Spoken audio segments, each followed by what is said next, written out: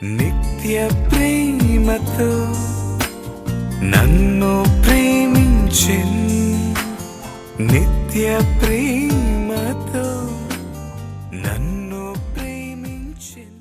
ప్రియమైన దేవుని వారలారా, మానవ జీవితంలో అనేకమైన పరిస్థితులను మనం ఎదుర్కొంటాం. సంతోషంగా ఉన్న పరిస్థితులు మనం ఎరుగుదుము. దుఃఖంతో ఉంటున్న స్థితిని కూడా మనకు తెలుసు. ఈ పరిస్థితుల యందు ప్రతి దాని విషయంలో దేవుని మీద ఆధారపడుతూ మన జీవితాలను ముందుకు తీసుకొని వెళ్ళాలి. ఎందుకంటే దేవుడు సమస్తమును చేయగలిగిన గొప్పవాడు అని మనం నమ్ముతున్నాం. దేవుడు ఎంత గొప్పవాడు అంటే మన జీవితాలు చాలా చిన్నవి. ఒక్క సెకనులోనే మన జీవితాలను మార్చగలిగేంత శక్తి కలిగిన వాడు. దానికి ప్రత్యక్ష సాక్ష్యము మన కళ్ళ ముందున్న ఈ ప్రకృతే. మాట చేత ఈ సర్వ ప్రకృతిని కలిగించిన దేవుడు అదే మాటను మన కళ్ళ ముందు పెట్టాడు. కాబట్టి దేవుని మాటల యందు మనం లక్ష్యం ఉంచగలిగితే మన జీవితం ఉన్నతమైన స్థితిలోనికి వెళుతుంది అనటంలో సందేహము లేదు. కాబట్టి ఎలాంటి పరిస్థితులలో ఎలా నమ్మకాన్ని కలిగి ఉండాలో లేఖనాలలోనికి వెళ్ళి జకర్యా జీవితాన్ని గురించి జాగ్రత్తగా మనం ఆలోచించగలిగితే, లూకా గారు రాసిన సువార్త 1వ అధ్యాయము 13వ వచనం. అప్పుడు ఆ దూత అతనితో, జకర్యా భయపడకుము, నీ ప్రార్థన వినబడినది. జకర్యా అబియా తరగతికి చెందినవాడు. జకర్యా గారి భార్య పేరు ఎలిజబెత్. అహరోను కుమార్తెలలో ఒకతే. యాజకుడుగా ఉంటూ యెరూషలేము మందిరములో ధూపం వేయటానికి తన వంతు వచ్చినప్పుడు మందిరానికి వచ్చాడు. సకలమైన ఆజ్ఞల విషయంలో నిర్దోషులుగా ఉన్నారు, నిరపరాధులుగా ఉన్నారు, పిల్లలు లేరు. అయినప్పటికీ దేవుని దృష్టికి నీతిమంతులుగా కొనసాగుతున్న ఒక చక్కటి దంపతులుగా మనకు కనపడుతుంటారు. వృద్ధాప్యంలో ఉన్నారు. కుటుంబం అనగానే ఎన్నో సమస్యలు వస్తుంటాయి. ఈ సమస్యలన్నింటినీ పక్కకు పెట్టి దేవుని కొరకు బ్రతకటమే పరమావధిగా ముందుకు వెళుతున్న దంపతులు జకర్యా దంపతులు. తాను ధూపం వేయటానికి సిద్ధపడుతున్నాడు. ప్రజలందరూ ప్రార్థన చేస్తున్నారు. కానీ అకస్మాత్తుగా దేవదూత జకర్యాతో మాట్లాడుతుంది, నీ ప్రార్థన వినబడినది. జకర్యా దేని గురించి ప్రార్థన చేస్తున్నాడు? ఆ ప్రార్థన వినబడింది అని దేవుని దగ్గర నుంచి సమాధానం రావటం అంటే ఎంత గొప్ప విషయం. దేవుడు మన ప్రార్థన వినటమే చాలా గొప్ప సంగతిగా మనం ఆనందపడుతుంటాం. ఆ ప్రార్థనకు జవాబు దేవుడు ఇస్తున్నాడు అంటే అంతకంటే ఆనందం ఏముంటుంది చెప్పండి. జకర్యా దేని కొరకు ప్రార్థన చేస్తున్నాడు అని జాగ్రత్తగా మనం ఆలోచించాలి. సాధారణంగా జకర్యా తనకు గర్భఫలము లేదు గనుక ఆ గర్భఫలము కొరకు ప్రార్థన చేస్తున్నాడు అనుకునే అవకాశం ఎక్కువ. ఎందుకంటే నీ ప్రార్థన వినబడింది అని వెంటనే దేవదూత గర్భఫలాన్ని గురించి మాట్లాడుతున్నట్లుగా మనం చూడగలం. దయచేసి మీరు చూడండి 13వ వచనం. అప్పుడు ఆ దూత అతనితో, జకర్యా భయపడకుము, నీ ప్రార్థన వినబడినది. నీ భార్య అయిన ఎలిజబెత్ నీకు కుమారుణ్ణి కనును, అతనికి యోహాను అను పేరు పెట్టుదువు. వెంటనే గర్భఫలాన్ని గురించి మాట్లాడుతున్నాడు గనుక జకర్యా గారు తన గర్భఫలమును గురించి దేవుడికి విన్నవించుకుంటున్నాడా? ఎందుకంటే నీ ప్రార్థన వినబడింది అని వెంటనే కుమారుని గురించి మాట్లాడుతున్నాడు. కాబట్టి జాగ్రత్తగా లేఖనాలను మనం ధ్యానించాలి. రెండో విషయాన్ని గురించి మనం చూడగలిగితే లూకా గారు రాసిన సువార్త 1వ అధ్యాయము 18వ వచనంలో కూడా వ్రాయబడిన మాటను దయచేసి చూడండి. జకర్యా, ఇది నాకెలాగూ తెలియను, నేను ముసలివాడను, నా భార్యయు బహుకాలము గడిచినదని ఆ దూతతో చెప్పగా, దూత, నేను దేవుని సముఖమందు నిలుచు గాబ్రియేలును నీతో మాట్లాడుటకు ఈ సువర్తమానము నీకు తెలుపుటకు పంపబడితిని. మరియు నా మాటలు వాటి కాలమందు నెరవేరును, నీవు వాటిని నమ్మలేదు గనుక ఈ సంగతులు జరుగు దినము వరకు నీవు మాటలాడక మౌనివై ఉందువని అతనితో చెప్పెను. ఈ సువర్తమానము విన్నప్పుడు జకర్యా, ఇది నాకెలాగూ తెలియను, నేను ముసలివాడను, నా భార్య కూడా బహుకాలము గడిచిన ముసలి స్థితిలో ఉంది కదా అనగానే వెంటనే గాబ్రియేలు దూత, నీవు నమ్మలేదు గనక ఇవి జరుగు దినము వరకు నీవు మౌనిగా ఉంటావు. జకర్యా గారు ఎందుకు నమ్మలేదు? ఎందుకు మౌనిగా ఉండవలసిన పరిస్థితి ఏర్పడింది? ఒకవేళ యాజకుడు తప్పు చేస్తే అక్కడే చంపబడతాడు అని లేఖనాలలో మనకు రాయబడిన సందర్భాలు కనబడుతుంటాయి. కానీ జకర్యా చంపబడక మౌనిగా బయటికి వచ్చాడు. ప్రజలందరూ ఆలస్యం చేసినందుకు ఆశ్చర్యపడుతూ మౌనిగా ఉంటూ సంజ్ఞలు చేస్తున్నప్పుడు ఏదో దర్శనం వచ్చింది అని భావించారు. ఒకవేళ జకర్యా గారు తప్పే చేసుంటే ఎందుకు చంపబడలేదు? ఒకవేళ జకర్యా గారు తప్పు చేయలేదు అనుకుంటే మౌనిగా ఉండవలసిన అవసరత ఎందుకు వచ్చింది? వీటిని చాలా జాగ్రత్తగా మనం ధ్యానించాలి. మూడవది, ఈ విషయాన్ని బట్టి మనం ఏమి నేర్చుకోవాలి? లేఖనాలను తెలుసుకోవటం ఎంత ముఖ్యమో, ఆ లేఖనాలను బట్టి దేవుడు మనతో ఏం మాట్లాడుతున్నాడు అని గ్రహించటం అనేది చాలా ప్రాముఖ్యమైనది ప్రియమైన వారలారా. చాలామంది లేఖనాలను తెలుసుకోవడానికి ఇష్టపడుతుంటారు. కానీ లేఖనాలను తెలుసుకున్న తర్వాత ఆ లేఖనాల ద్వారా దేవుడు మనతో ఏం మాట్లాడుతున్నాడు అని గ్రహించటం అనేది చాలా ప్రాముఖ్యమైంది. భోజనం చేశాం, అరగకపోతే, అది శక్తిగా మారకపోతే ప్రయోజనం ఏముంది చెప్పండి? లేఖనాలను తెలుసుకున్నాం, ఆ లేఖనాల ద్వారా దేవుడు నాతో ఏం మాట్లాడుతున్నాడు అనేది గ్రహించకపోతే లేఖనాలను మనం ఎన్ని తెలుసుకున్నా ప్రయోజనం లేదు ప్రియమైన వారలారా. కాబట్టి వాక్యాన్ని వింటున్నప్పుడు తెలుసుకున్న తర్వాత, వాక్యపు లోతుల్లోనికి వెళ్ళిన తర్వాత దేవుడు నాతో ఏం మాట్లాడుతున్నాడు అని నువ్వు గ్రహించగలిగితే మన జీవితాలలో మార్పు మొదలవుతుంది. కాబట్టి మొట్టమొదటి విషయం, జకర్యా గారు దేనిని గురించి ప్రార్థన చేస్తున్నాడు? గర్భఫలము కొరకు ప్రార్థన చేస్తున్నాడా? లేదంటే మరి ఒక విషయాన్ని గురించి ఆయన ఏమైనా ప్రార్థన చేస్తున్నాడని మనం తెలుసుకుందాం. లూకా సువార్త 2వ అధ్యాయము 27వ వచనం. అంతటా ధర్మశాస్త్ర పద్ధతి చొప్పున ఆయన విషయమై జరిగించుటకు తల్లిదండ్రులు శిశువైన యేసును దేవాలయములోనికి తీసుకుని వచ్చినప్పుడు అతడు తన చేతులతో ఆయనను ఎత్తుకుని దేవుణ్ణి స్తుతించుచు ఇట్లనెను. ఎవరు? సిమియోను గారు. సిమియోను గారు యేసుక్రీస్తును చూడగానే ఎందుకు సంతోషిస్తున్నాడు అంటే, ఆయన ఇశ్రాయేలు ఆదరణ కొరకు కనిపెడుతున్నాడు. ఆ ఆదరణ యేసుక్రీస్తు ద్వారా కలుగుతుంది అని, యేసుక్రీస్తును చూడాలి అని వరమును పొందినవాడు ప్రియమైన వారలారా. దయచేసి లూకా సువార్త 2వ అధ్యాయము 25వ వచనం. యెరూషలేమునందు సిమియోనను ఒక మనుషుడుండెను. అతడు నీతిమంతుడును భక్తిపరుడునై ఉండి ఇశ్రాయేలు యొక్క ఆదరణ కొరకు కనిపెట్టువాడు. ఇశ్రాయేలీల పరిస్థితి ఎలా ఉంది? ఆదరణ లేని జీవితాలతో కొట్టుమిట్టాడుతున్నారు ఇశ్రాయేలీలు. యేసుక్రీస్తు ద్వారా ఆదరణ కలుగుతుంది. ఇశ్రాయేలీలకు ఈ సమయంలో ఆదరింపబడాలి, ఆదరణ కలగాలి అని ఎదురు చూస్తూ దేవాలయములో దేవుణ్ణి వేడుకుంటున్న పరిస్థితి ప్రియమైన దేవుని పిల్లలారా. ఇక రెండో విషయాన్ని కూడా జాగ్రత్తగా ఆలోచించగలిగితే ఈ సందర్భంలోనే లూకా సువార్త 2వ అధ్యాయము 38వ వచనం. ఆమె కూడా ఆ గడియలోనే లోపలికి వచ్చి దేవుణ్ణి కొనియాడి యెరూషలేములో విమోచన కొరకు కనిపెట్టుచున్న వారందరితో ఆయనను గురించి మాటలాడుచుండెను. హన్నా గారు దేవాలయాన్ని విడిచిపెట్టక ఇశ్రాయేలు విమోచన కొరకు కనిపెడుతుంది. యేసుక్రీస్తు ద్వారా విమోచన కలుగుతుంది అని నమ్మి ఆయన కొరకు, ఆయన రాకడ కొరకు రేయింబగళ్ళు ఉపవాస ప్రార్థనతో తండ్రిని విన్నవించుకుంటుంది. దేవా, మమ్మల్ని విమోచించడానికి లేఖనాలలో మెస్సియాను పంపుతానన్నావు కదా, పంపవా? చూసారా? ఇశ్రాయేలీల విమోచన కొరకు.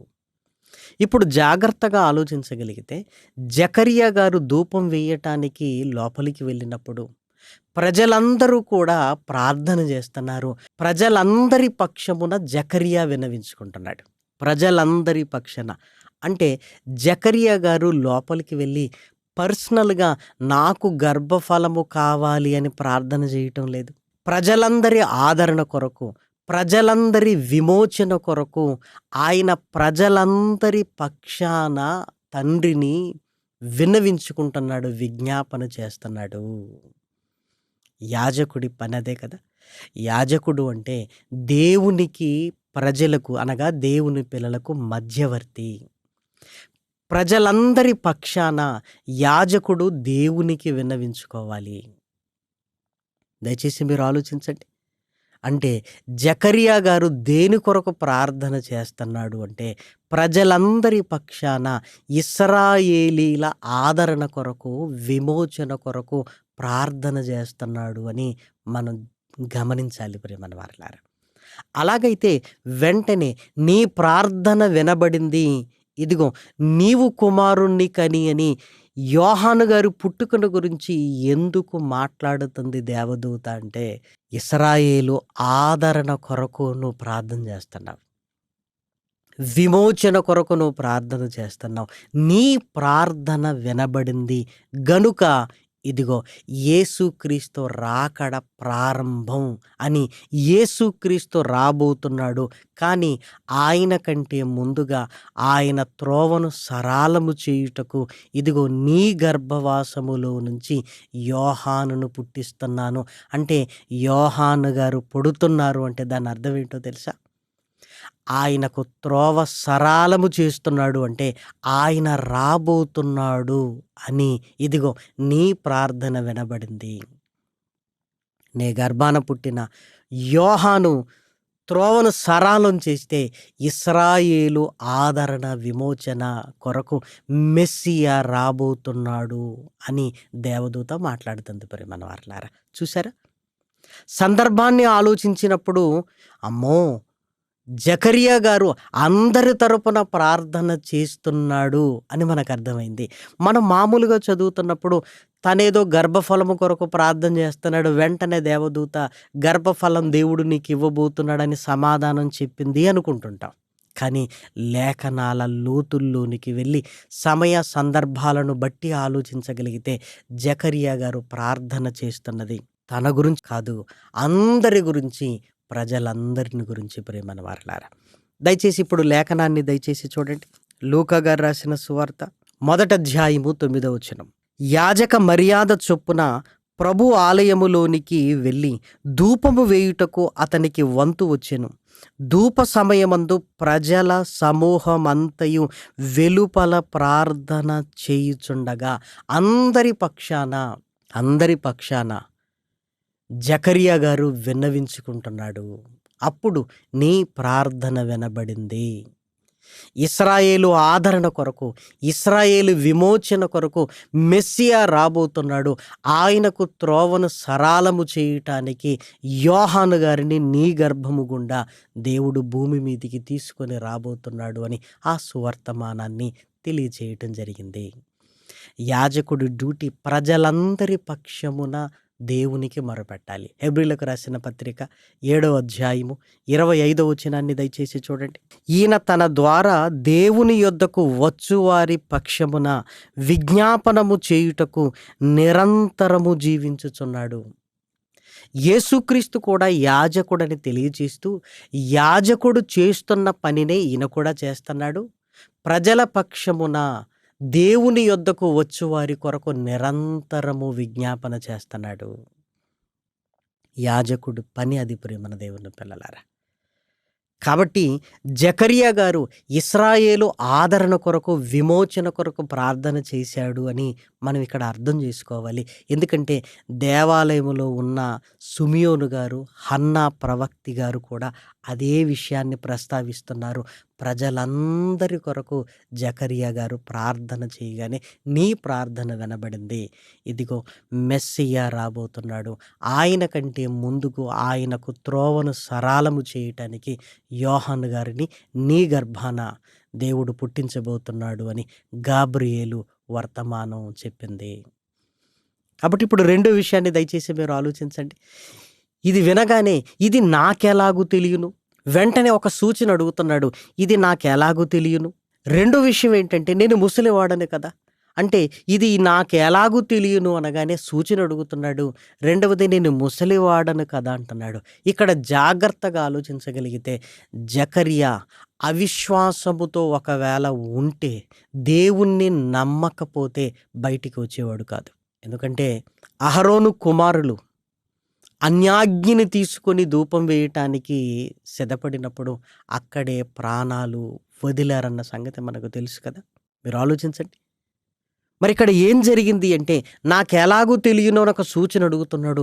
నేను ముసలివాడును అంటున్నాడు. అంటే దేవా నువ్వు గొప్పవాడివి, నువ్వేమైనా చేయగలవు. దేవుని యందు విశ్వాసం ఉంచాడు.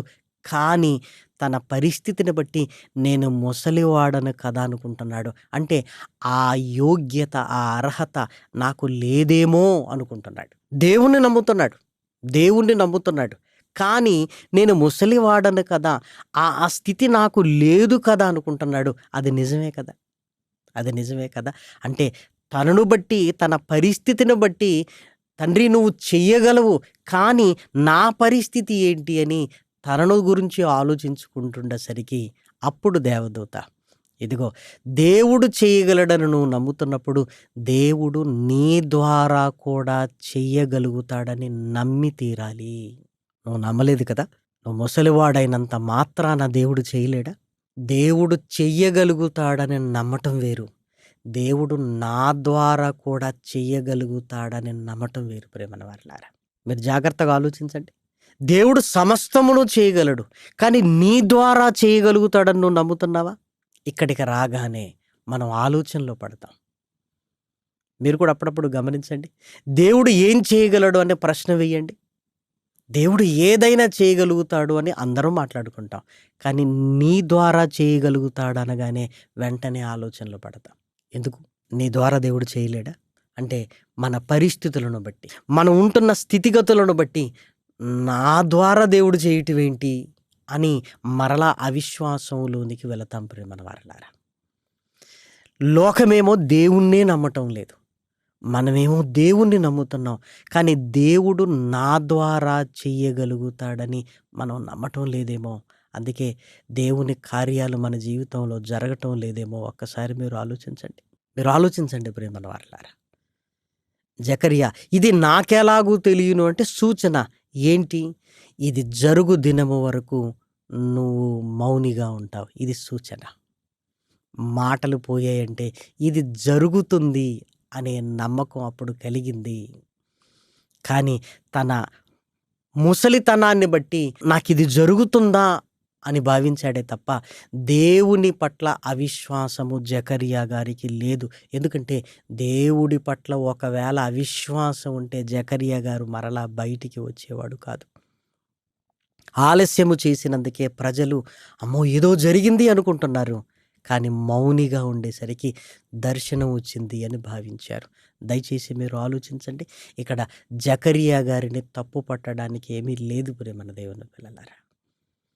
చాలామంది భక్తుల జీవితాలలోనికి వెళ్ళి వాళ్ళ తప్పులను వెతుకుతుంటారు. ప్రేమన వారలారా, జకరియా గారు దేవుడు సమస్తమును చేయగలడని నమ్ముతున్నాడు, కానీ తన దగ్గరికి రాగానే నా స్థితిని బట్టి అని ఆలోచనలో పడ్డాడే తప్ప దేవుడు సమస్తమును చేయగలడన్న విశ్వాసము జకరియా గారికి ఉంది గనకనే బయటకు వచ్చాడు. ప్రేమన వారలారా, అది జరుగు దినము వరకు మౌనిగా ఉన్నాడు. ప్రేమన వారలారా, దయచేసి ఇప్పుడు ఆలోచించండి. ఈ విషయాన్ని బట్టి మనమేమి నేర్చుకోవాలి అంటే, మనము కూడా దేవుడు సమస్తమును చేయగలడని నమ్ముతున్నావు, కానీ నీకు జరుగుతుంది అనగానే ఎందుకు నమ్మట్లేదు?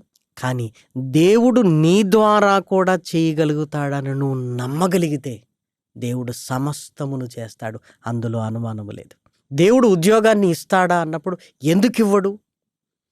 గోతిలో పడిన యోసేపును సింహాసనం మీద కూర్చోబెట్టలేదా అని చెబుతున్న మనమే మరి నీకొస్తుందని నమ్ముతున్నాం అనగానే ఆలోచనలు పడతాం. నాకొస్తుందా? చూసారా, దేవుడు గర్భఫలాన్ని ఇస్తాడా అని ప్రశ్నిస్తే అబ్రహాముకు ముసలితనములో దేవుడు ఇవ్వలేదా అని చెబుతున్నాం మనమే మరి నీకిస్తాడని నమ్ముతున్నాం అనగానే అమ్మో డాక్టర్లు ఇలా అన్నారు, అలా అన్నారు, అనారోగ్యము, పరిస్థితులు ఎన్నో పట్టి నాకు జరుగుతుందా అనుకుంటాం. కానీ దేవుడు నీ ద్వారా కూడా చేయగలుగుతాడని నువ్వు ఎప్పుడు నమ్ముతావో అప్పుడు ఇదిగో దేవుడు సమస్తమును చేయగలుగుతాడు. ప్రేమన దేవుని పిల్లలారా, దేవుడు గొప్పవాడని నమ్ముతున్న నీవు ఆ గొప్పవాడు నీ జీవితంలో కూడా గొప్ప కార్యాలను చేయగలడని నువ్వు నమ్మగలవా?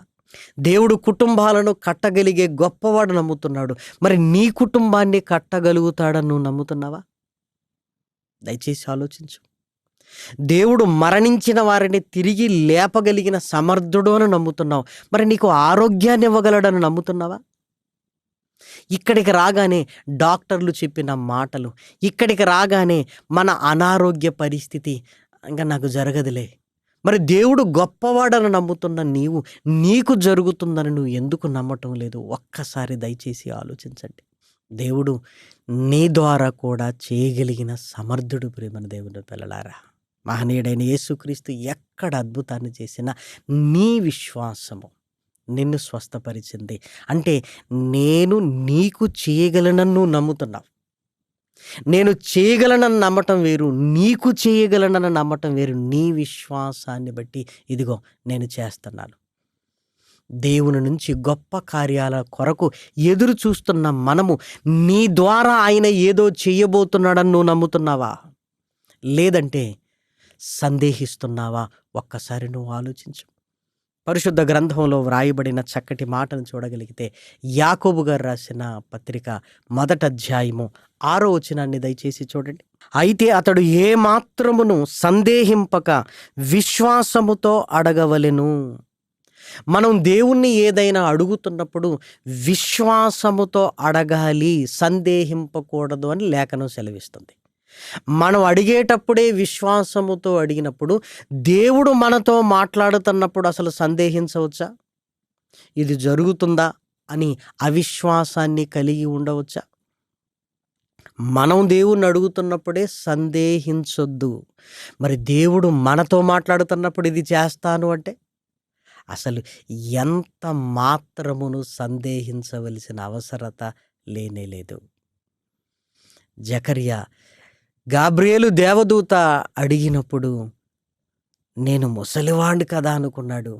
వెంటనే ఈ సంగతులు జరుగు దినము వరకు నువ్వు నమ్మలేదు కదా, నీ ద్వారా జరుగుతుందని నువ్వు మౌనిగా ఉంటావు. ఇది నాకు ఎలా తెలుస్తుందని నువ్వు అడుగుతున్నావు కదా, ఇది జరుగు దినము వరకు నువ్వు మౌనిగా ఉంటావని దేవదూత సెలవిచ్చింది.